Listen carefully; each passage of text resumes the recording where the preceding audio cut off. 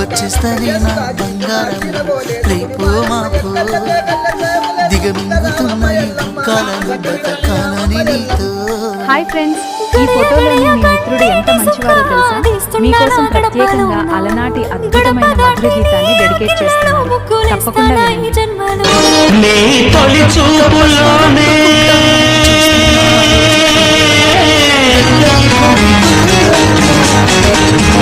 పెళ్లికి బంధన వేసిన శుభలేఖలే చూసుకోనా.